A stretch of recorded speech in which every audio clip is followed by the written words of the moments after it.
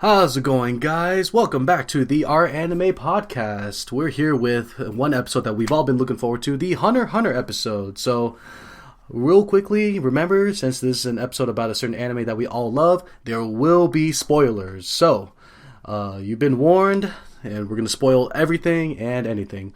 Let's look at the lineup. Here we have 17 writers. Yo. Okay, fine. What kind of intro do you want me to do, Megan? No, I was saying yo to you back. Like, yo-yo. Like, okay, gotcha. Yeah. Gotcha. You just sounded angry. I'm sorry. Sorry. Yeah. Shock King. Hey fam, what's up? How's that best girl contest? It's been great. You could say that. Mostly salty though. Oh, okay. No, not surprised. Not surprised. And we have SmurfRockRune. Hey guys. Salty is good because I'm a big fan of salt. I put salt on McDonald's fries because they don't have enough salt for me. I do that too. 'Cause I can't get enough of salt. Salt's great. That actually sounds kind of disgusting, but moving on. Well, maybe you sound kind of disgusting. He eats it while voting on the best girl contest, and they taste a lot better over time. That's where everyone's salt is going, towards my McDonald's fries. So thank you, everyone. It's just terrible. Stop it. This isn't the best girl talk. I know. And I'm a ton of bacon, and I'm tired because I just got done fighting something that looked like a chimera ant. So, yeah. And I fell down the stairs during that fight, so I hurt my elbow. Kind of hurt. So, Hunter x Hunter, as you guys know, really prominent anime within the anime community. Probably one of the most underrated shonens out there, or at least from what I know. I don't know why that's funny. I'm being serious. Such a sleeper. Right. Because, It's everyone... not like it's number 5 on Mal or anything. Dude, yeah, you're not wrong. But, well, here's the thing. Like, when I suggest Hunter x Hunter, everyone says, like, oh, it looks so childish. And I'm like, no, it's not. And then, of course, I get hit with the whole, is it like Dragon Ball Z? I'm like, you know what? I'll say this right now. It's way better than Dragon Ball Z. Okay? I'm throwing that out there right now. But... I'll admit, I did not want to watch it at first because it looked childish. Yeah. Same. Yeah, same. And I was like, I saw it on Netflix, and I saw the picture. I was like, that looks dumb. And I read the description, and it's just like, go and looks for his father, and, makes friends on the way. And I was like, that sounds dumb. Yeah, I mean, the use of color is just very much like what you'd expect from, like, a little kid show. Yeah, right. It couldn't have given And so itself a really worse blindsides look at people. first. Like, It's like until- Pokemon, Like, my it's like boyfriend is something geared watching towards- the dub with me, and he's watching we're at the Hunter exam arc when it comes on Toonami, so we're on, like, episode 8. He's like, oh yeah, this is pretty cool, it's like Pokemon. And I was like, you have no idea how much that hurts me. I told you. I was like, you're hurting me so much right now. So, like, I wasn't going to watch it until I was on Our Anime one day, and there was a thread called Should I Watch Hunter x Hunter? And I was like, oh, I'll click on this thread. Like, I want to know, should I watch it? Like, and, I was looking through the comments, someone said it was written by Togashi, who wrote Yu Yu Hakusho, which I loved when I was a kid. So I was like, oh, okay, it's from Yu Yu Hakusho? I'll definitely check it out then. And then... That's good reason. And I watched it. I actually didn't know that, so I'm actually really happy that I watched it then. Better than Yu Yu Hakusho, in my opinion. Yeah, I actually... Oh, yeah, for sure. Like, I watched Yu Yu Hakusho after Hunter x Hunter because I liked Hunter x Hunter so much, and it's good, but, like, Hunter x Hunter is basically, like, in a lot of ways, the culmination of a lot of the ideas that he had in Yu Yu Hakusho. There's a lot where in he Yu just Yu kind of Hakusho that does them better. transfers into Hunter x Hunter. I feel like Yu Yu Hakusho is, like... It's really good on its own, but I feel like he basically took everything he learned in Yu Yu Hakusho and applied it into Hunter x Hunter. Exactly. It's pretty yeah. cool to see. Yeah. I first ended up watching Hunter x Hunter because of Ninja Waffle just pushing it 24/7. Oh yeah, he until I was finally pushing started it on us. I remember that. Yeah, like that was why I ended up watching it. I may have traded a show with him. I can't even remember at that point. But finally, like after so long of him just saying, "This is so fucking good. This is so fucking good," I just like loaded up one day, and like once I got maybe halfway through the Hunter exam, I was hooked. So Yeah, definitely. I was the same as you. Not only with Ninja Waffle pushing it onto me, but a friend of mine who's really close to me, he suggested Hunter x Hunter as well. And the one it wasn't really a challenge, but he was saying, "Hey, like this show is really good, and like I'm guaranteed you're gonna cry." And I was like, "Okay." When people tell me that, I usually brace myself. Like they said that to me when he suggested Clownad. They suggest that to me when like, Angel Beats and all that, and I did cry. So I was like, okay. a show like this that looks that happy, there's no way I'm going to be tearing up. And I'll admit it, I did tear up at one point, and I was like, this is crazy. I teared up twice, actually. You know, at one part during the middle, and actually at the very, very end, because I was like, that was cool. But that's cool how we all have different reasons for starting Hunter x Hunter, because it sounds like that. It seems the only way for people to, you know, advertise, you know, quote unquote advertise Hunter x Hunter is by telling everyone else. Well, except for now, it's on Toonami, which I think is great. Yeah. That's the definitely. It's definitely a show that I think fits on Toonami. Like, definitely. Oh, yeah. Like, if they have Yu Yu, I mean, they had Yu Yu Hakusho on Toonami back in the day. This is like the Toonami show, I think, or a really good Toonami show. Yeah. Yeah. I guess the other reason I finally agreed to watch it was because I had a different friend who just rated it very highly, but she was someone I generally trusted because she had her favorite show was Baccano. And she had previously convinced me to watch Kill la Kill after I was just like, yeah, why would I watch Kill la Kill? That looks terrible. You're so wrong. It became one of my favorites. Right. And so I was like, okay, I have to give this girl the benefit of the doubt now because she has surprised me before, and that was the other reason I watched Hunter x Hunter. Yeah, that's the same with my friend. It was like my in real life anime friend who's known for being kind of stingy with shows. He was saying how Hunter x Hunter was his favorite shonen, and I had just finished Full Metal Alchemist, and I was saying, wow, you actually like this show more than that, and we all know that show's really great. So I guess I got to check it out, and did deliver, can confirm. Nice. Yeah, really did. Nice. See, I really like that also when a lot of people suggest an awesome show, knowing that it's an awesome show. I think, for me, I turned into everyone else. I suggest Hunter x Hunter constantly because people had the same reaction as me, as thinking that it was just a child show, and it's fun, you know, proving them wrong about that. But right, and it is the kind of show that needs this kind of constant you know this is good, right? You know this is good. It's not what it looks like. It's good for someone to finally constant get through their reassurance head over that it's it actually being more than just Pokemon. Yeah. Another thing that happens with it, I've actually had this happen to me. I've done this multiple times just in the past week on our anime. Is someone will be like, I don't want to watch Hunter x Hunter because I don't want to watch a 148 show that doesn't finish. It's like, I mean, it finishes. It does finish. It has a really good. Yeah, it has a really good ending, considering the ending is very conclusive. It feels finished. Yeah, when you finish the ending, but you want more. Honestly, liked the ending better than Full Metal Alchemist Brotherhood. Just throw that out there. That's pretty edgy, but I respect it. Yeah, I mean, true. But that's bullcrap, but I believe it. No, it's I'm I don't know if I agree with that, but I'm gonna respect the shit out of that. Yeah. Bacon stealing my thunder with the JoJo reference. You're welcome. But no, I agree with that. No, I just have a stupid bone to pick with the Full Metal Alchemist Brotherhood ending. It's just a me thing, honestly. But if it has to do with my favorite ship, I hope it's not. No, it doesn't have anything to do with your favorite ship. Don't worry about that. Don't want to get triggered too soon. That stays sacred. I'll ask you about it later, because I'm kind of curious. Okay, well, we'll take note of it. Okay, so let's get into Hunter x Hunter itself. Let's get this out of the way, because I know many of the members of the entire R Anime podcast are really conflicted about this. Best arc. Out of all the arcs, what's the best one? Anyone want to step in first? Anyone? I think we can all agree that it's the Zodiac family arc, which dominates in the polls of best arc. No. That it's so short and sweet, it requires so few episodes to get across such a moving and heartfelt story how many times? 3 episodes. It tackles race. They have a black butler. Not the show. Not the show Black Butler, but they have an. We're addressing the real problems here, as you can see. Yeah. So I think. Yes, just by portraying race, it is addressing race. It's pretty groundbreaking.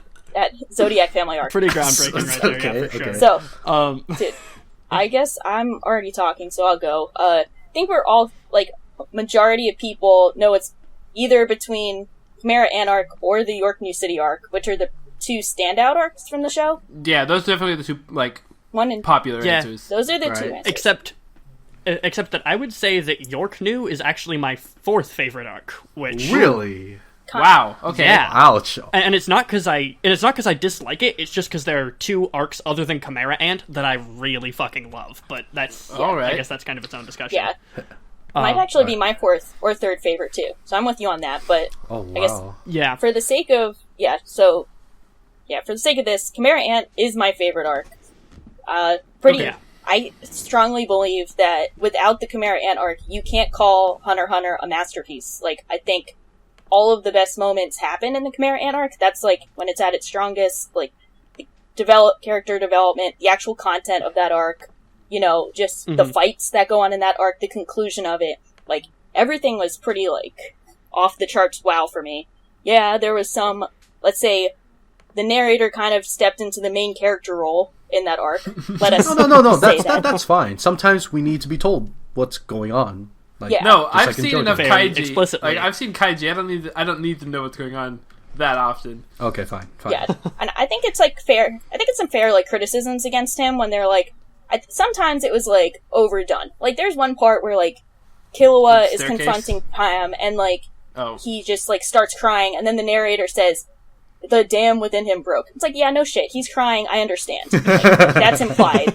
So, Yeah. that stuff is too much. But then sometimes when the narrator comes in and says, like, oh, it's only been 3 minutes since they invaded the palace arc, and it's been 3 episodes, I'm like, wow, that's good to know that, like, a lot of shit is happening very quickly.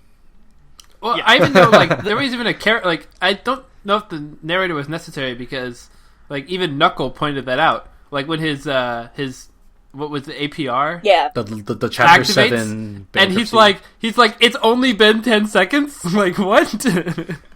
Yeah, the narrator actually never bothered me personally. Like, I just didn't really pay that much attention to him. The only thing that really bothered me about the Chimera Ant arc was the pacing, because it starts off, it just has long sections that are really slow, and specifically the beginning of the fight invading the palace is where I felt like it was just dragging, because again, it did take, like, 3 episodes to cover, like, 3 minutes. And so you're sitting there going, when is something going to actually happen? And then all of a sudden shit happens, and it, you know. So here's the question with the Chimera Ant arc: was it worth the wait with that big ending? Oh, Yes. most definitely. Okay, I'd say so. Yeah. And I think, I think that's what it ultimately comes down Yeah. to, because I would say that the like the result at the end of just how fucking amazing everything in the last, like, I don't know, there are a ton of episodes it's towards the 70? end of that arc that are just I think brilliant. it's 60 or 70, it's somewhere around there. 60 or 70 arcs. Yeah. I mean, episodes. That's a lot of work. Episodes. But, yeah, I agree with that. Yeah. I think there's, like, 4 or 3 episodes in the Chimera Ant arc that I think could be, like, arguably some of the best episodes in anime history. Like, specifically 134. 134, 125, which is the fight between Netero and Muram. And then Gon Right. confronting Pito is probably the most iconic moment out of the series. That is so good. That's Oh like, yeah, Yeah. That's like, My- I want to give that, like, Gon's VA, I forget her name, I want to throw, like, Oscars at her. I don't have Oscars, but I want to go steal them and throw them Yeah. at her for that. I will do all I can to win an Oscar just so I could give her that. Oscar. That's the only thing I could do. Oh, although that said, I have to go and say that, in my opinion, the single best moment in the show is that one after credits scene. The when they're playing wait, they're playing that checkers game with each other. When they're playing. Oh, yeah. Oh, playing come the on. Oh my game god. like I that. can't start crying during this podcast. It's okay. Yeah, Yeah. that's like, I did not expect it to, like, the Meruem and Komugi's, like, death scene, I, like, actually almost started crying. I never cry at, like, anything. I still haven't Yeah, I cried know. It's at not hard to anime, but believe, I've- actually, but go on. No, I like- never cry big. It's a thing. And like Komugi first shows up, and like with what the narrator's saying about like how she's going to change everything forever, you're like, okay, I can kind of get the direction the story is going. This seems kind of dumb, and then all of a sudden the story actually happens, and you're like, wow, Yeah, it was done really this is well. really Really impactful, well, yeah. and it Yeah. doesn't matter that I know what's about to happen. I'm legitimately like emotionally broken up over this. Holy shit! Exactly, because that whole time, like, you're thinking to yourself, you know what's gonna happen, but and every time Yeah, saying like, "Oh, hey, it's your move," and it was like kind of like a longer pause and a longer pause after each time she answered. I was like, "Oh God, please don't let it be a pause." yeah. That's Komugi, like, are like you there? Will forever. just hurt me forever. Oh Yeah, yeah, definitely. And then, like, as you're sitting there, like, tearing up, just like what we mentioned way back in other episodes, as we're, like, crying, you hear the dun dun dun dun dun dun dun dun dun. Oh my Absolute god! worst. Time on her on. That made me so conflicted because I was just there and just like tears, like there were tears on my face, and then all of a sudden that starts, and I'm just like, I don't even know how to react to it. You're but it crying just while felt so cheering. wrong. You're like, yeah. Oh, Yeah, God. my opinion. I have very mixed opinion about the Chimera Ant arc. As you guys were saying, I feel like the Chimera Ant does have the best parts of the show. I also feel like the Chimera Ant has the worst parts of the show. Yep. Like which parts? Okay. Like, all of the training with Knuckle and like Palm and Really? Gon's date, and like all of the stuff with them like going into the zone. I can't remember the name of the zone. With that little dimension where no, not that one, but like no, there's like the place that Chimera Ant takes place. It's called the something. Oh yeah, I know what you're talking I about. think it's actually NPZ NGE. I think that's its abbreviation. NG. Yeah. It's like Australia, but Hunter x Hunter World's Something. Australia. And I just felt like the build up to like the king showing up, all that. I was kind of bored. Not bored, because it was still good, but in comparison to the rest of Hunter x Hunter before it, I thought it was like I was like, this is like the Chimera Ant, like this isn't that great. But then once like the king shows up and the palace invasion and like the dragons come from the sky, and I was like, okay, this is amazing. Like, this is why people hype this arc. Dude, up okay, so much. Like, I get it now. Going off of that was the most hype moment. So, again, like when it comes to like shonens, when you have all these characters that are like really powerful, you just want to see them, at least take part in like some sort of fight. That scene when they had the dragons coming down, they had help from the Zoldyck family. I just thought that was the most badass thing ever, because even the chairman thought to himself, dude, like this is a really big invasion. We're gonna need help, and I'm the strongest guy here, so I'm gonna call these assassins here. He's like the strongest hunter in the world or something. He's like, we need help.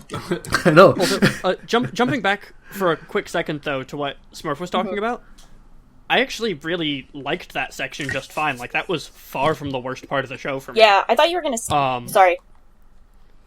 Where like the one part where I felt the single part that I think the Chimera Ant arc does badly is the pacing leading up to and at the beginning of the palace raid, because that shit takes for fucking ever, and there's just so much like minor stuff that you're following for like a long time before like anything ever happens. I thought you were gonna say Smurf, the whole like Ikago, the like octopus guy. I thought you were gonna say his part was like the weakest, because that's the only thing I would change. I would have given him like 2 episodes tops for his stuff going on, because I thought he detracted the most. Oh yeah, he got a lot of screen time for himself in just fighting 2 other Chimera Ants that were like, I wouldn't say like background characters. It's basically like, background characters got their time to shine, which is nice. Yeah. But cut it down to like 10 minutes. You know? I actually kind of liked Ikago, because Ikago was like what kicked off like the showing that Chimeras. The ants aren't all just evil. Yeah, they're humans. Like, could you start with him, and then there was the chameleon. Yeah, he was. Yeah. Melodrama? And then like eventually it's like the koala and the like. Eventually, like it was like a domino effect almost. Like once they showed that the Ikago wasn't necessarily evil, it's like, oh, well, I guess this ant isn't really evil either. They're just like fighting for survival. Yeah, because they're all starting to retain like their memories little by little, and I think that was for set up for at the end of the arc when that one little girl that got eaten met her mother again, which was very that part was so hard to watch. Yeah, that was so good. That was such a touching moment. Like, I didn't think that would happen, and when that happened, I was like, okay, I forgot about that. I teared up at that part too. I think when that part happened, I was like, there's no way I cannot give this show a 10. Like, that's just like, that was just beautiful. Definitely. Yeah. And going off of that whole, I was really bothered that there was a koala in the suit, because in my mind I was like, okay, which one of you ants ate a guy in a suit? Because we shouldn't have anything like this. There's no way he got a suit at that size. Like, it was little things I was kind of picking at. Also in the Chimera Ant arc, one part that I thought was slow or kind of useless, maybe because I missed it, was when they were raiding that one area where it was a drug cartel, and then you start you get a whole episode learning about the leader. Well, and I forgot the guy's name, but remember how they went back to the leader's past and how he was treated like crap, like he was beaten by his dad. His dad was a drunkard and all that stuff. I actually have a comment on that. I'm not sure if this is. I had huge beef with that too, and then I did some research on it, and it turns out this is annoying, but I think there's a huge difference in the anime and the manga of that scene, because in the manga of that, they actually make a comment and they say, I'm looking up this guy's name and I should definitely know it, but there's... What is his name? I'm looking it up. I forget this guy's name, which shows how insignificant he is in the anime. So, but they make an important comment where they say that like he and Gon are going to meet like, he and Gon are gonna meet in the future, and it's gonna be a big deal. So everyone kind of thinks that he's gonna be the final boss of the whole Hunter x Hunter series when it's finished. But I have beef with that scene too, because we obviously know in the anime series in its run that we're not gonna see him again. So we don't really need that much screen time for him. Unless maybe he was one of the ants. No, that's what I wanted. I thought he was one of the ants. He did get eaten, but he's such a big deal that he's like, oh, he's got such a strong consciousness or something that, like, he can leave the queen. Like, he went through a huge, like, transformation, and then, like, that's why he was a big leader of this whole cartel. Because at first I thought he was the koala. And I was I thought he was going to be Merlin. I thought his consciousness would be the king, because they made such a big deal about it. I was like, oh, this guy's going to be the king. That'd be cool. No, I thought that section was the beginning of when the pacing in that arc started to get kind of bad, honestly. Right. Like, it was before it really started to drag for me, but it was getting there. That scene that, like, section with the drug cartel, that's actually the very first thing I ever saw from Hunter x Hunter, is I saw someone on our anime linked a GIF, or, like, linked a clip. They were like, if you want to watch Hunter x Hunter, just look how badass Killua is. Oh, and that scene? The video, and it was him fighting, like, the mosquito girl. Mm-hmm. Oh, yeah. And I was like, at first I didn't realize it. I was like, oh, he's conveniently immune to poison? That's an ass pull. Didn't even realize that they established that, like, way before. Yeah. But I was like, okay. But, I mean, I think that's a good way to convince somebody to watch it. I think one last thing with the Chimera Gyro. Sorry, guys, his name's Gyro. Gyro? Oh, Gyro. The guy's name. Yeah. Oh, okay. Gyro. Okay. Hopefully he's significant in the future, because they made a huge deal about him, and we didn't even see him. Watch him just never show up again, even in the manga. manga. Just disappears, you know? Because Tagashi just completely forgets about him. It's like, forget about it. Or just, like, someone, like, references him in passing, but he never shows up again. Yeah. I was thinking that in this arc, it just made hunters so ridiculous, because obviously they're called chimera ants, and yet you see walking wolves, you see a freaking koala. Because that's the one thing my brother said. He's like, a freaking penguin. Yeah, like, these are ants, right? And they're learning, and that's the crazy thing. It's like, they eat humans. Like, when they finally got to eat humans, they finally started making, progress in terms of them developing, because these ants became humans. They had, like, squad leaders and cells, and they had all this going on. They eventually started learning Nen. Yeah, because they ate Nen users, and I thought that was a cool add-in where it's kind of like, not only do they eat humans, if they ate Nen, then they're going to end up becoming the most badass creatures out there, and they're already strong as it is. Probably the only thing that turned me off about their whole development and their whole build-up as a species is the fact that they just learned to use guns. That was, like, the most random part, because they're all shooting the guns in the forest, like, this is fun. I remember that too. And then guess what? One of my favorite characters gets shot up, freaking Ponzu, in the most brutal way ever. Poor Ponzu. I don't think she got shot up. I thought she just got caught and eaten. I think she got shot and then eaten. But, I mean, details. Like, she got fucked. I saw a theory. She did. I mean, I probably shouldn't even be mentioning it because I don't remember enough about it. But I saw a theory with a bunch of evidence pointing out, like, that one of the ants was Ponzu or Pokol. No. I can't remember which ant it was. But that's cool. There was, like, some actual, like there's a lot of stuff backing it up. I'll have to look it up after the podcast. I'll see if I find out in the description. See, that'll be cool. Okay. That'd be cool if that happened, because I liked Ponzu's hat, and she was the way she died was just really brutal, because I think she gets shot, and then the ant walks up to her and just fills her up with lead, and reloads her. Like, oh no, just like she's already dead, and then eats her. Which, by the way, he's eating the lead. No, that was just the most brutal, like, thing about not the entire all of Hunter x Hunter. There are a lot more other brutal moments, but that there just started to really solidify in my mind how hardcore Hunter x Hunter was. Yeah, no, that was legitimately really shocking when that first happened. Yeah, like, because try explaining that to a non-Hunter x Hunter watcher. Like, what happens? Like, oh, there's a part where a bug guns down a young girl and eats her. Like, wait, what? A young girl whose hat is made of bees. Like, whoa. Yeah. And like, Hunter x Hunter won't kill characters, like, permanently that are too close to the main cast, but that doesn't seem to matter too much, because there's still, like, really dark moments outside of that.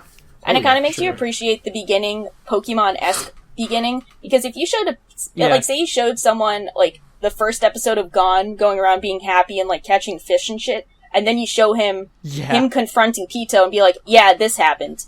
Like, that's some ridiculous, what happened? tone change. Man, Oh god, it and gets, Pito's it gets death like is fucking hardcore. Oh. He impales her with his own severed arm. Like- It's like, what the hell?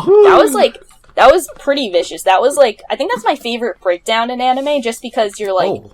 I'm supposed to be rooting for Gon, but then Pito's, like, healing a human, and Gon just wants to kill them both. Like, this really escalated quickly. Like, what do I do now? It made you Yeah. really question whether or not you see Gon as a hero or not. Yeah. Then again, in this series, Yeah. there's like not really any heroes. Although- You know what I mean? Yeah. And I think one of my favorite moments about Gon's character is when, like, early towards the beginning, when Killua fucking rips a guy's heart out, and Gon is just like, wow, that's so fucking cool. And everyone's like, what the Yeah, he's like, fuck? oh duh, he's And from a Gon's family of assassins. You guys didn't know that. Yeah. You're like, holy And shit. everyone's like, what the fuck? And it basically says in the show, I can't remember, but I think someone says that Gon basically just, like, respects power. Yeah. And that's about it. Yeah, I saw. Which- he's Ooh. basically like mini Hisoka, just not as creepy. Yeah, no, he is like a mini Hisoka, but he's also, like, not willing to sacrifice his morals exactly. Like, he's kind of righteous, but at the same time, he's exactly like Hisoka in the way of, I like strong things, I want strong things to fight, let's hit things. Yeah. He's, I saw like an essay on our anime a long time ago that was explaining why Gon is not the good guy and is actually a psychopath. yeah, I buy Yeah, it. he is a child. Have you ever met a real child? Their minds aren't fully developed, so sometimes they're like little devils running around. You know, it happens. Yeah. I mean, true, and so it is kind of like if you gave a small child superhuman strength, it's not entirely wrong. Yeah. But, like, my little sister is, and like, also- Gon's age, and I try, like, sometimes I think about it, I'm like, okay, you're 12, I can't imagine you going around and, like, beating the shit out of adults, like, getting the shit beat out of you, being cool with it, like, just Yeah, pretty and much just going around and doing what you smiling the want. whole time. You know, like And this just is being fun, happy about beating it. People. Yeah, Playing volleyball with a pedophile. Yeah, like, I can't imagine it, and I don't want to. Oh my! That volleyball match was like Or almost, dodgeball, almost you as talking about. epic as dodgeball. I was gonna say like Haikyuu reference, but whatever. pretty But good. one of the things about Gon too is I like how you mentioned that in the beginning, how he was just like respecting power. The thing about Gon too is that it doesn't necessarily make him a perfect protagonist, because I remember they mentioned, no, it wasn't mentioned, but I read it as this, is that Gon is he's very stubborn. Because I remember during the exam, the ninja was beating the crap out of him. He says, hey, I'm gonna break your arm. You give up? He's like, no, I'm gonna win this. If you kill me, you end up losing. So you're gonna have to really beat me. And it's kind of like, wait, that doesn't make any sense. And the guy like really wanted to, you know, just kill him, but that would have disqualified him. Because of how stubborn Gon was, the first thing I thought to myself was, dude, that stubbornness is gonna get you killed one day. And it almost did with the last part of the Chimera Ant arc. Yeah, I mean, Yeah, it kind of did. Like, I also...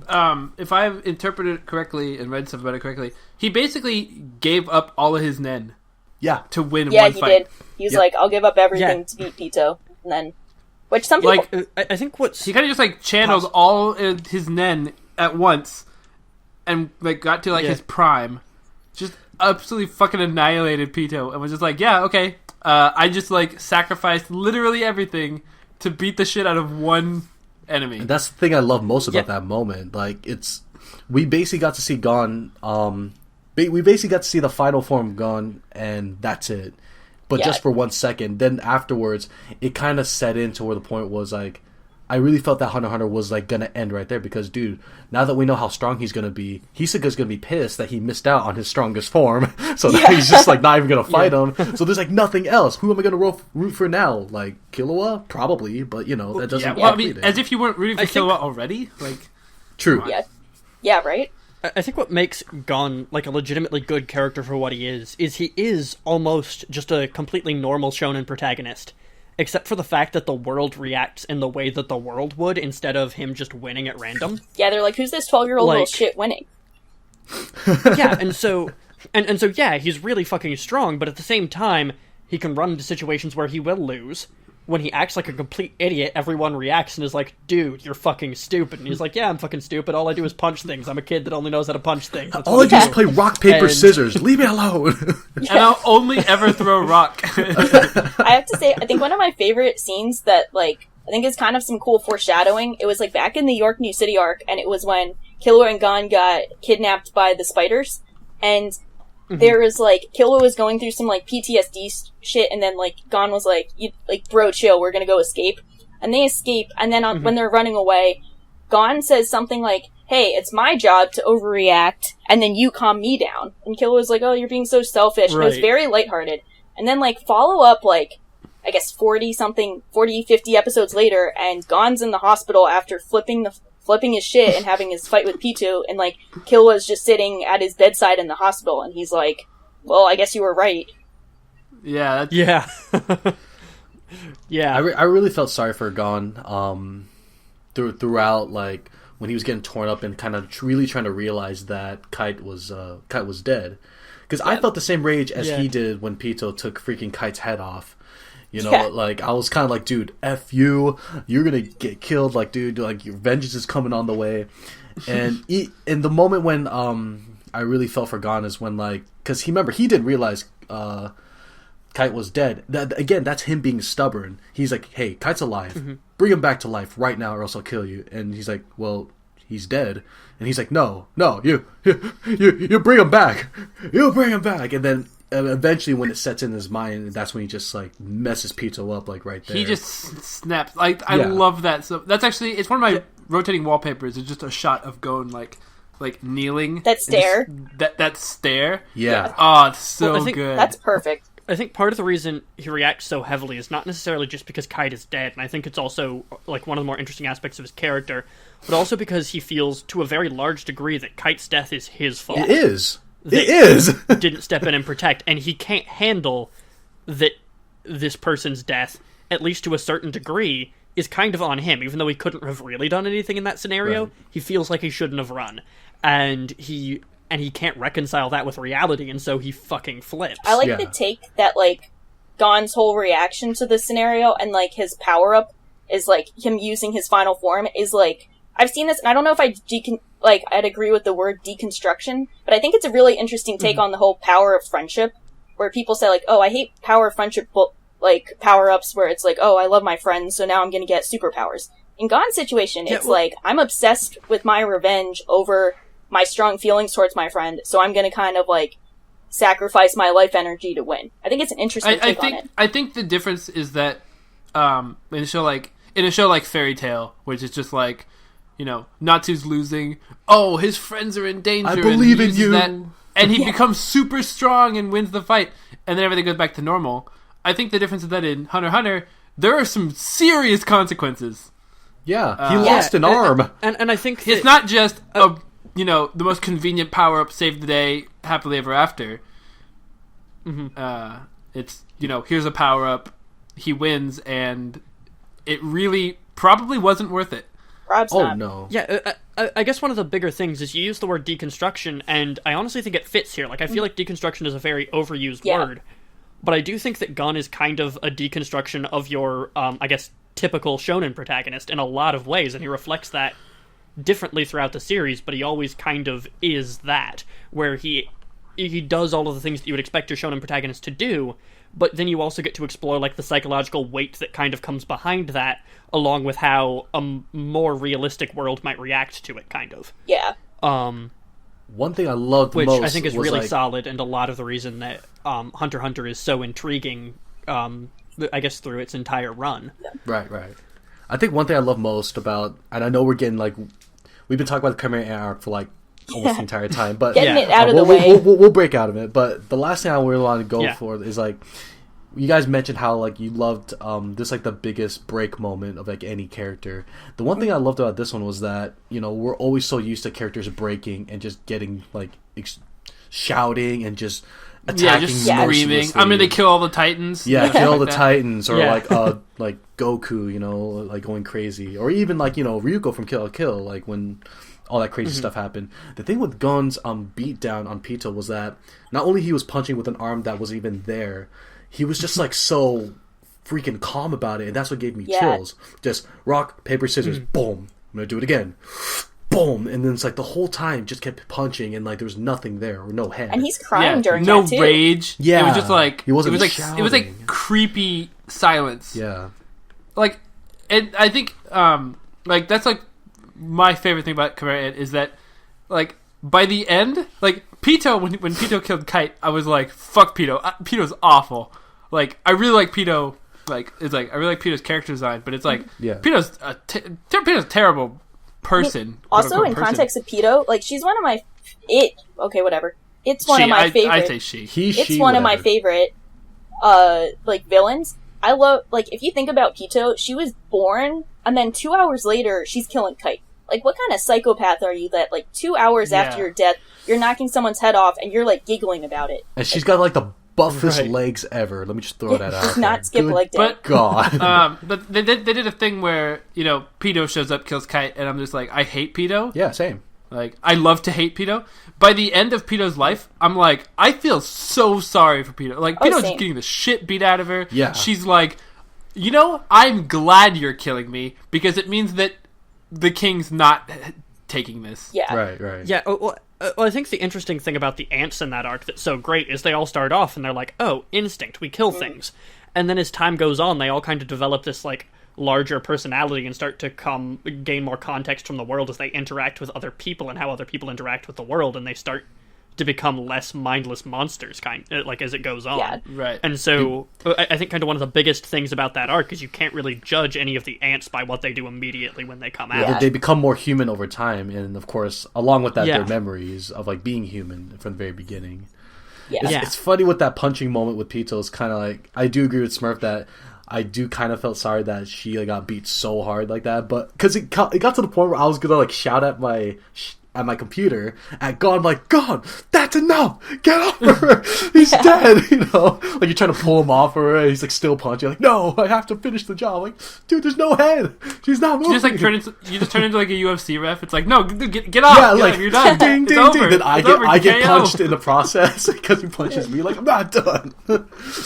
Gotta say, I know we're getting on too much on the Chimera Ant arc, but I feel like Right. if we have to mention this, we have to talk about how great Muroem is as a character. Oh my god, I've never Oh, you mean Cell hated 2? a character. Cell 2.0. Cell 2. I've never hated a character. Like I remember, he was just brutal and ruthless at the beginning. Like he tried to kill Pito just because I don't even remember why. He was he just just tried pissed to kill off at her. Pito. It's like, you're a little shit. Get fucked no, off. I think she like gave him some bad news or something. No, right? she gave him advice saying like, oh, like you should eat the head. Then he slaps her right there. It's like, hey, I just tried to kill you, just so you know. And you're pretty strong. And it's like, oh, you didn't die. Just so you know, that was supposed to take your head off. He's like, I understand, my lord. And it's like, whoa, you guys. And then so like I was like, Meryl's just like a dick. He's an asshole. I don't like him. But then by the end, I'm like almost crying when he's dying. It's like, why? How did they do this? Exactly. That's how well they've written it. Like, there's so many characters you hate, and then all of a sudden you start to like them. Except for that butterfly bastard. I don't like Shia-Poof? Shia-Poof's awful. I hate Shia-Poof. Shia-Poof is just dank. Shia-Poof is just did everything wrong. Yes, he did. Shia-Poof is the worst. Worst Shia. But yeah. Yeah, Muroem is probably my favorite antagonist that I've seen in anime. I think it's just like... He's pretty great. It's pretty insane. I think the only reason he's not my favorite is because of my blind love for JoJo, and Kano Dioda. I gotta give it to Dio, but Meryl is amazing. Yeah. I like Meryl more than Dio, but that one's a close one because Dio is fucking beautiful. And Muroem doesn't have any dank memes. Like, gotta talk about what matters, and he doesn't have any dank memes. Well, he's involved with some dank memes. Like, don't underestimate the power of old people. Like, that's for sure. Which was probably like one of the best fights out of the entire series. Well, then again, there's so many awesome fights. That was an insane fight. My actual... So actually, I can get us away from Chimera Ant. You brought up great fights. I always see people talk about the Meryl Netero fight as like the best fight in the series. Honestly, I was a little bit bored during it. Oh, really? My favorite fight in the entire series is Goen versus Hisoka in the Heaven's Arena. That's a great fight. I'm actually kind of with you on that. That's actually... Okay, that's my favorite... By itself, my favorite fight in anime. Oh, Nice. Okay. Goen Nice. versus Hisoka. I've That's watched fair. that Honestly, so many times.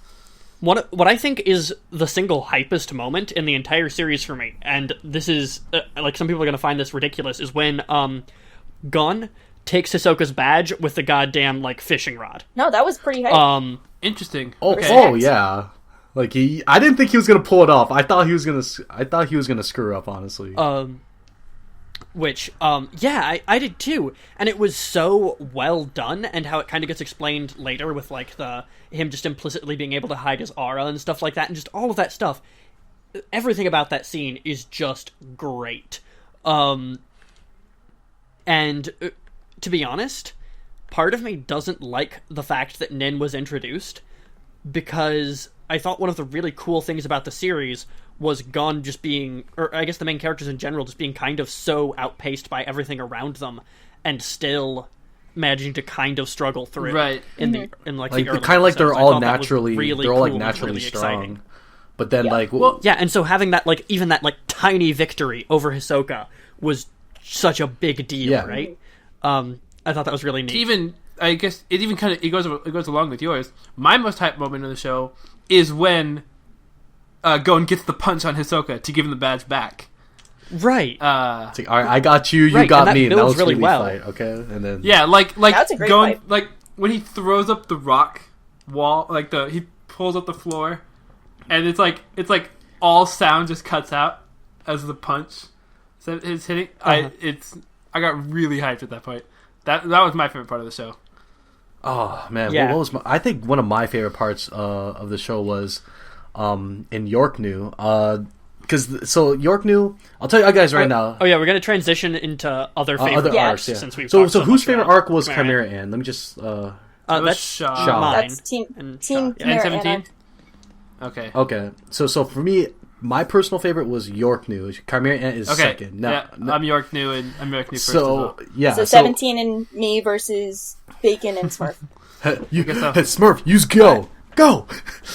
I think the one thing I love most about York New is that it really solidified how hardcore and brutal Hunter was for me. It broke me away from the whole, this is a childish, like, shonen anime.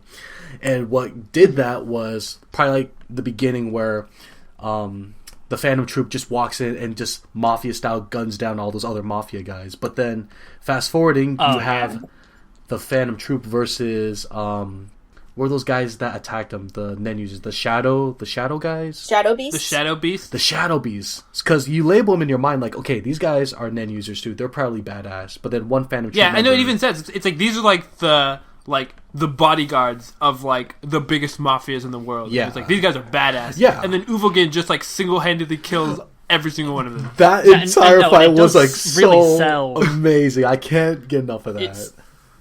It sells really well, the Phantom Troop just feeling unstoppably powerful, like especially early on. Like later it gets like a little more outpaced, so they're kind of normal, but like in York New they're just terrifying. I don't think at any point I hated the Phantom Troop. I just thought they were just really badass, and I'm glad They they did- existed. No, they were Yeah. cool. They did a really cool job in the show of like, I think this is like a general thing, but especially in York New, of like showing us the scale of things. So like they talk about how badass these like shadow beasts are. So we're like, okay, these guys are badass, like mafia troops can't take them. Then they have the Phantom Troop, like Yuvo single-handedly like one-shot them. And then they come in with Kurapika and show us Kurapika kind of like single-handedly beating him in a very like easy way, like with minimal damage. So they show like the scale of how powerful people are very decently, so you can kind of see like the power structures. But then there are times where you don't although like it dismiss is anyone. then later stated that Kurapika can only beat the Phantom Troop because his powers are literally tailored for that. But Yeah, and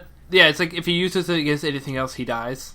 Right. Yeah, Because he made that little like mini promise of his old. Yeah. Or no, chain it was thing. only like one specific attack, right? Yeah. The It's chain only link. it's only one thing. He has like his most powerful attack can only be used against the troops, but then he can still defend himself against everything else. So Right. Yeah. Right. He's strong. yeah, enough. true. But it'll be cool to see him later in the manga. I think. See what he does. God, if only. But the thing was, with the Phantom Troop, the York New Phantom Troop arc. Oh man, that fight with Uvo. So he of course like beats one of the guys down, bites another guy's face off, and screams so loud it blows someone's like head off, or like blows their eardrums and kills them. That was actually one scene that got me to watch Hunter x Hunter because my friend that was kind of spoilery, but my friend showed it to me and he says this is why you should watch Hunter. And when that guy bit his face off, I was like, okay, this is not the kids show that I thought it was. This kids isn't show. Pokemon anymore. Yeah. And probably the one thing I wanted to take away from York New was that I wanted to see Chrono like fight Hisoka, but that was kind of a small letdown in the end. It was funny at the same time because Yeah, no, it was really funny to see Hisoka's reaction of his like, dirt face like, "Oh, I'm out of here, just leave." Because Chrono fought again another outside force, which was the Zoldyck assassin, Silva and Zeno. Yeah. And that was a cool fight. But then they even did the whole cliche, "Oh, if I was going 100%, I would have killed you." I'm just like, "Oh, whatever, man. You were struggling. I see you." But just like what Shaw said about how good they're at building all these like monsters of characters and like having them to try to find out like who's stronger than who. In the end, at this point with Hunter x Hunter like supposedly or the Hunter x Hunter anime done, I still don't know who's the strongest. I really don't. Yeah, I don't know.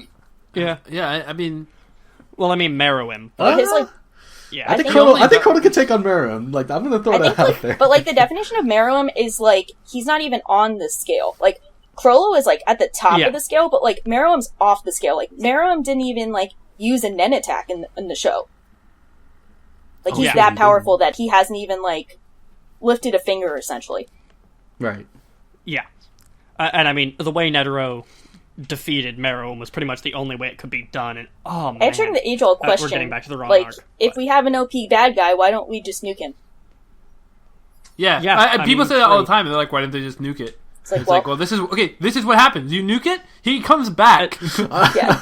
And then he dies literally slowly of radiation poisoning, and it's tragic. I was really mad when they successfully quote unquote brought him back. I was like, that part of me that was like kind of like an asshole, but well, I mean, I was like that's retarded, but like that actually still ended up being the thing that kills him in the end. Yeah, I was like, I was way more okay with it then. Yeah, because then it's like, oh, Netero kind of counted on it, maybe not killing him in the first place. It wasn't about the blast, it was the long-term after effects. You know, like it will hit him. Trust me. And so going back a little bit to 17, you mentioned that you didn't like you almost didn't like the introduction of Nen because you liked having like the strategy almost. Well, it gets confusing. That's part of why I liked York New so much. Was even with Nen, you still had Killua and Gon like trying to outsmart, like when they're in the room with Nobunaga. Yeah, right. Oh, the arm wrestling and they're match. like, "How are we going to get out of?" And no, he's like sitting up against the door, and it's like you come too close, and like I'm going to take your head off. Oh, okay. And they're like, how do we get out? And like they come up with a way to like actually break out. And I just thought that was like, I was like, this is great. Like, and I love their. I will submit that while I love the Chimera Ant arc, the longer the show goes on, the fewer and further between like the clever fights become. Not necessarily the good fights, but the really clever ones. Yeah. And I do like those clever fights that existed like all through kind of like the early area of the show. Yeah. Right. Speaking of Nabuna, I think like I'm saying his name wrong probably, but Nobunaga. Nobunaga. I think it's Nobunaga. Yeah. I think he's That's a named cool after like the actual real life samurai. It's a cool name. Yeah. Naganama. I really liked with the I liked with the York New arc how they spent half as much time on Kurapika as they did on the Phantom Trope's reaction to Uvo getting killed. Like they really humanized them and showed like these guys are really mourning the death of their friend. And then I really liked how they had brother.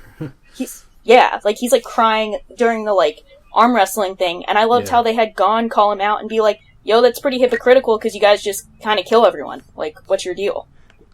Yeah, but also at the same time, I do understand the Phantom Troop of being like, yeah, you can't protect everyone in the world. People die. We just happen to be murderers, but we care for our own. It's like that makes sense. Yeah.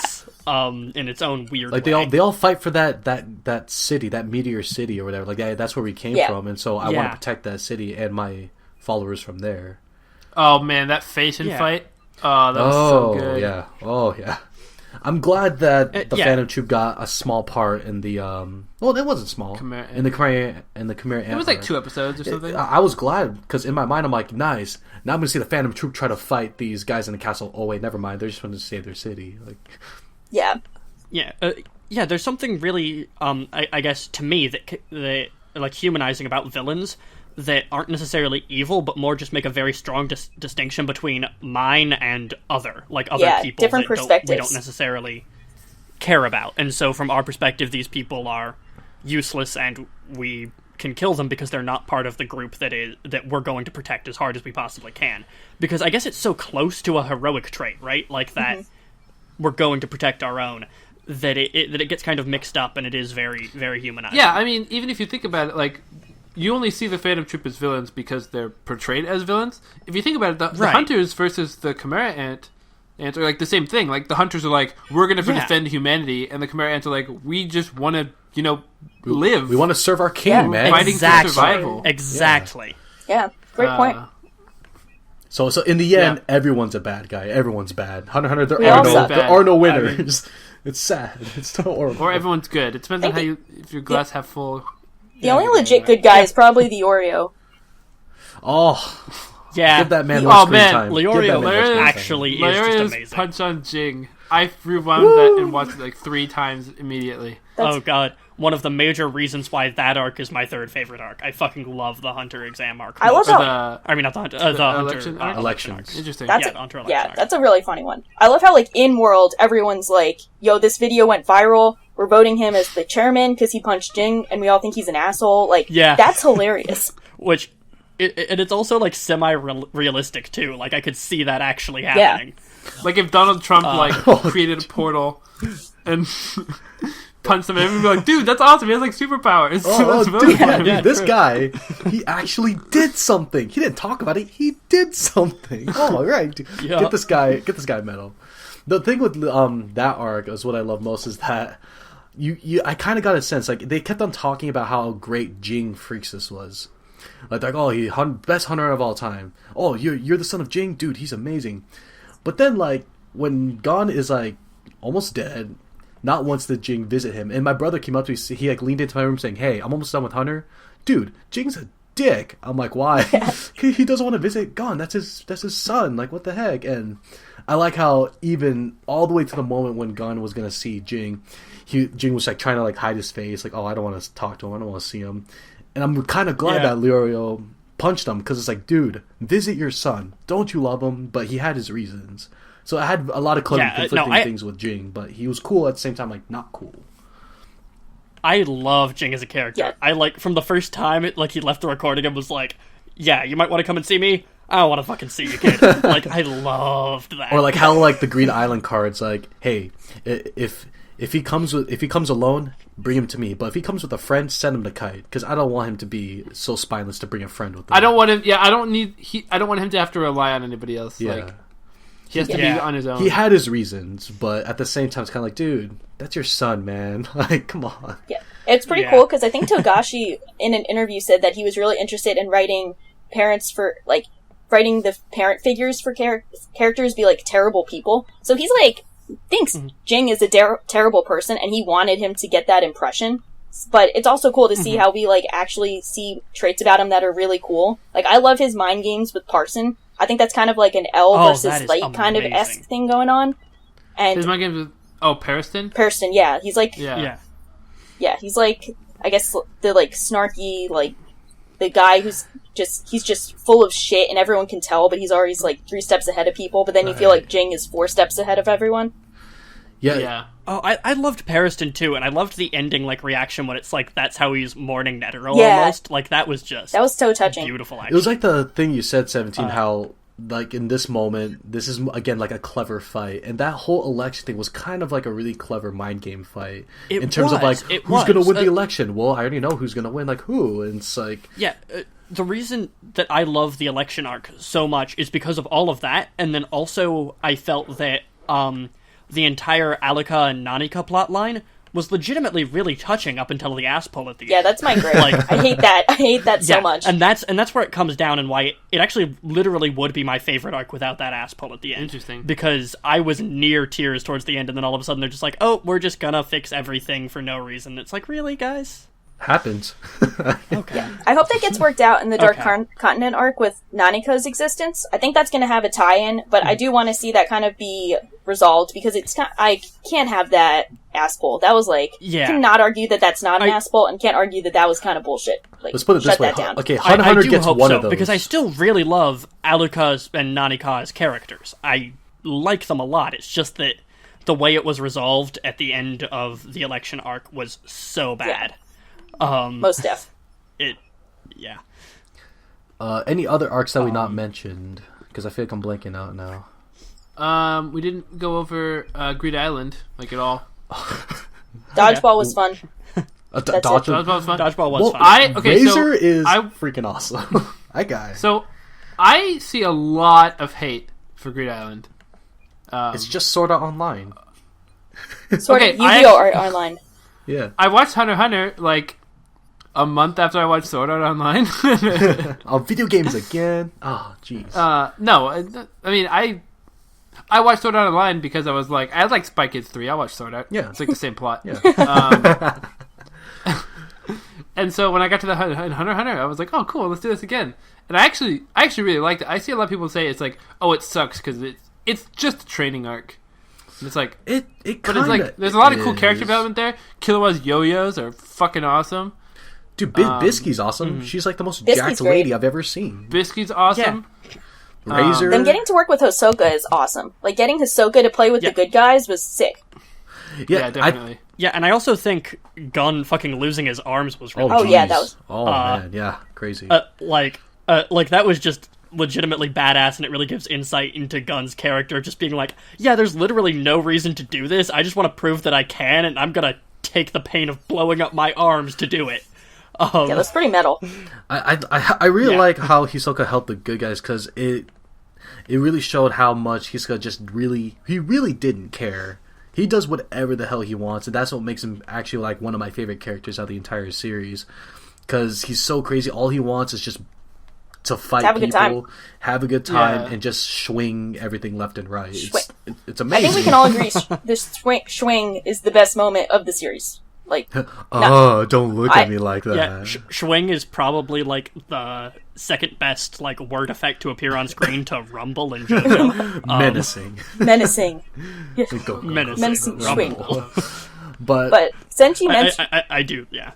Since you mentioned he's one of your favorite characters, should we talk about our favorite characters for the show? Because I think there's a lot of them to choose from. There's a lot to choose from. I wonder who I'm gonna pick. Probably Poof, right? Nah, definitely. Funny. Okay, Yeah, she's funny. I have my favorite. My favorite character is Killua. No, that's mine. Oh, well, give it to maybe both of ours.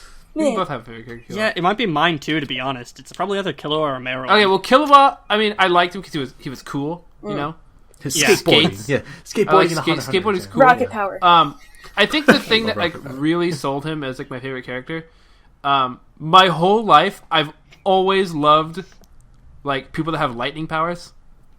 I do too. Honestly. So like Fairy Tail, like I love Loxus. He has his lightning powers.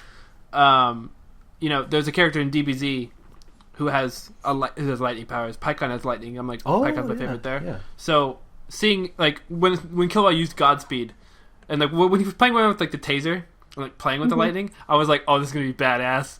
And then he used Godspeed against Yuppie, and I was like, this is amazing. Like, Killua's the best.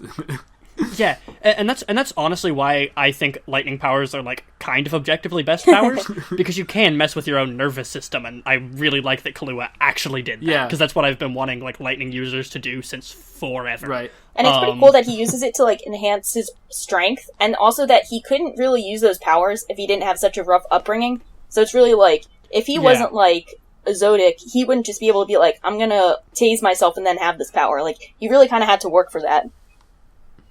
Yeah.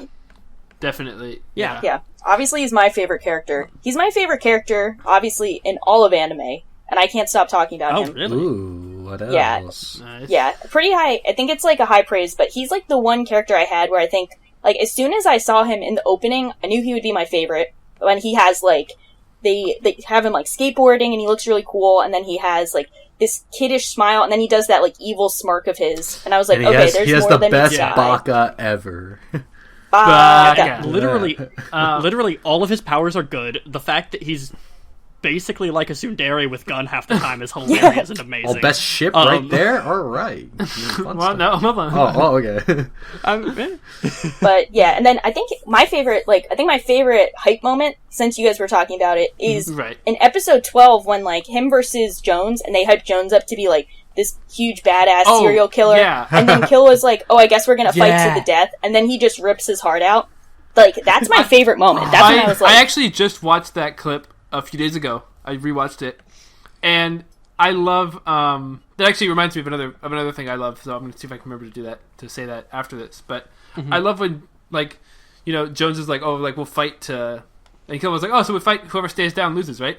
And he goes, "No, you don't understand. It's fight to the death. You're gonna die." Yeah. Like Jones is like, Yeah. "You're gonna die." Kill was like, "I'm gonna die. What? No." And so like he just like he walks towards Jones. He's gone, and Jones is like, "Wait, what? Like my heart's gone." He's like, "That's mine. Give it back." Give me it back. He like actually holds his hand out. Yeah. Oh, yeah. That was really visceral. I forgot that's about like that. vicious Give it stuff. back. Like, And Jones just like Savage. dies. It's like, well, there he goes. and then he like puts his heart back in the guy's hand that's reaching out. He gives it literally back. gave it back to him, so he listened And then to what he he said. like He's a shit good talks boy. the other prisoner. Like, there's that other prisoner. He's like, "Yo, you want to go?" And the guy's like, "No, I think we're good here." Oh, Yeah. But yeah, I also like. Oh, sorry, you guys got me on a tangent. I got to try and control myself. But No, you're good. but he's also like, I really liked his character development because I think he started off as like essentially like he's kind of this like snarky little shit from like this powerful family who overestimates his powers, and then he kind of Yeah. goes through a lot of like very tough changes where he realizes he's not as strong as he thinks he is, and then he has a lot of like he's like PTSD from all his family abuse, and then like that whole moment that culminates with him realizing he has to protect Gon from the ant, that like super shithead ant, the like what's his name, Ramit. Like that whole fight scene I thought was like super emotional, where he has to pull the pin out of his head. Yeah, because Yeah. it was controlling him, and his brother was like, "Oh yeah, it was the mind control Yeah. pin." Yeah, that was cool. Yeah, I think it's like an interesting think- way of. Sorry, I keep cutting you off, but I think it's like No, you're an good. interesting way of showing like an over the top portrayal of like family abuse and kind of the effect it has on them. Like, it kind of hinders your ability to be an individual, and you're kind of held back by like your family's expectations and their like mistreatment of you. So I thought it's like kind of a cool portrayal of that.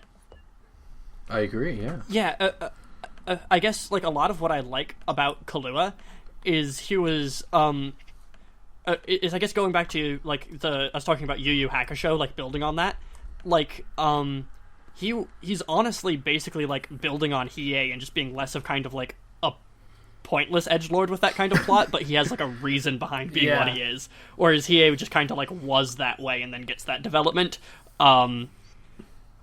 Kahlua has all of this baggage, and it's really cool. One thing I wanted to say, my favorite moment with Killua, I made a webm of it a while back, and I rewatch it all the time because I always crack up laughing. But it's when Killua's trying to find which badge like he's assigned to get. So there's like the three brothers. Oh yeah, And he's the like, clown "Oh, guys. this guy didn't have the badge, but it's got to be one of you guys." And like they're like surrounding him, and like the hype music is building up in the background, and it's like they're like, "Oh, no one survived this attack before." And then like Killua just disappears, appears behind the guy, like kicks him like in the back of the leg. It's like fight's over, with like just a simple kick. Dude, I always shows laugh how at good just, he is. and just how anticlimactic the end of that fight is. Yeah. It just shows how powerful he is, and that's one thing I love most. Like, you're just like, oh, see, Killua's done that twice now. He's like, oh, I'm gonna die? No, I'm gonna take your heart. Oh, you guys gonna kill me? I'm gonna kick you down. He's such a kid. It's like amazing. It's pretty great. Yeah. So entertaining to watch. Do you guys think there are any weaknesses in Hunter x Hunter? I think one that sticks out for me is I kind of agree with 17 a bit when it comes to the introduction of Nen, because it gets kind of confusing at one point. Like, there's like all these properties, like Ten, Zetsu, Ren, Hatu. I'm like, okay, and I had to write that stuff down, and then it's like, wait, now there are different ways to use your Nen. There's enhancers, transmuter, emitter, conjurer, manipulator, and the specialist, which means we can't categorize that guy. So I'm like, okay, obviously the strongest guy ever is going to be a specialist. And it gets... Kurapika. Yeah. And Crollo, I think, was a specialist too. Right. Yeah. And then they go off of like, oh yeah, if you're an enhancer, you could only do these two, and you can actually do these two, and they show that hexagon. It got way too confusing at that point. It was kind of like the whole... I felt like they were trying too hard to build a world, you know, and it just really threw me off. And over time, as it seeped away, as you get into the Chimera Ant arc, it becomes kind of like irrelevant. Yeah, I definitely get that. I guess to me, like, kind of the worst thing about Hunter x Hunter, and it gets into, like, this constant comparison between Hunter x Hunter and Full Metal Alchemist Brotherhood that just happens all the time, is that, what Hunter x Hunter really lacks is consistency. Like, it'll have moments that are just absolutely amazing and genius, and you just would never expect to see in a shonen show for sure, ever. Of just, like, is this really for kids? This is legitimately really deep and complex and interesting. And then it'll have, like, stretches of time where it just kind of feels like filler and just, like, fights for the sake of fights, and we're just kind of sitting here and stuff is happening, right? Yeah. And so I guess the biggest flaw for me of Hunter x Hunter is that it doesn't maintain a consistent standard of quality, and it just has a ton of peaks and valleys. Right, okay. Fair enough, yeah. One thing I want to address before we wrap up, because we're running out of time right now. One complaint I always see online is how, characters will come and go. Like, Lirio's there, and then he's gone. And there's that, like, art dealer guy that they work with for a bit. Oh, yeah. And then the big eyebrows. he's gone. Yeah. And people keep coming and leaving, and I always see people complain, like, oh, they just build up characters and they're just gone, they never come back. But the way I see it, like the whole message of the show is, like, it's good, like, you're supposed to enjoy the detours in life. I kind of really like that, because it's like, even in real life, like, you go to school with people, you know them for a while, you get out of high school, and you're just later they're gone. Yeah, you just never talk to them again. Like, I feel like Hunter x Hunter does life really well. Like, hey, I'll see you again. And, then you do see these people again. Yeah, and especially with, like, the entire ending of, like, the whole discussion about everything kind of being about the journey. Like, I think that was really solidly done. Dude, Hunter x Hunter was a journey. Like, that final ending when they're on top of that tree with those annoying big ass birds, like, it was really heartwarming. I was like, oh, because he finally meets his dad, and they finally have the son to father talk. They're just like, all right, tell me about what you've done so far. Yeah. And I was like, yes, this is all I wanted. And then it just makes you, the thing about Hunter x Hunter ending is that it makes you crave more, because not only do I want to see more fights, like, I want to see Hisoka, like, fight whoever else, but like, I just want more. But it was ended in a way as if, like, that's up to you what you want to happen, even though you see Kurapika with all those jars of eyes, and I'm thinking to myself, dude, where the hell were you, man? Like, you didn't even come see Gon, you ass. Like, come on, dude. Yeah. He just didn't answer the phone either. He's just sitting there going full edgelord. He's literally just been sitting there staring at the eyes, waiting for, like, someone to come back with news for, like, 2 days straight. Yeah. It's like, yeah. not gonna do anything else. Yeah. Anything else, or we can go on for Hunter x Hunter all day? But I think we're good. Yeah. Might probably talk it to I'm death. sure we could talk for all day, but so final question. we've covered 10 it out of for 10. Hunter, 10 out of 10. 10 out of 10 for me. Absolutely. It's my second favorite behind JoJo. And then same with Shaw, 10 out of 10. Most definitely can't not 10 out of 10. All right, 17. 8 out of 10 for me, but my ratings are really harsh, so don't take okay. that. On a scale of don't take that by like a lot. Like, it is one of my favorite shows. on a scale of 1 to 10, how would you smile again? Yes or no? Yes, definitely. Yes. 10 out of 10. 11 out of 10. Frowning Smiles because again. of 17 score. I'm smiling right now. I'm smiling again 10 out of 10 times. But I will try again. Yeah, 10 out of 10 for me. Hunter x Hunter, I'll recommend it to anime stops being cool, which is never. All right, and everyone check it out on the everyone check the dub out if you can on Toonami. Oh, it's best on move by Toonami, the dubbing. every Saturday at 12:30 EST. Sorry, Well, it's 12:30 all, like, you'll get it 3 hours before I do. Yeah. And this episode of the Our Anime Podcast sponsored by Adult Swim. I'm just kidding. yeah, right. Like, just throw money at us for this one. Yeah, dude, we're plugging them. All right, guys. Thank you guys for listening, and discuss more Hunter x Hunter in the comments. We'll see you in the next one. All right, bye. Bye. Thanks, guys. Bye.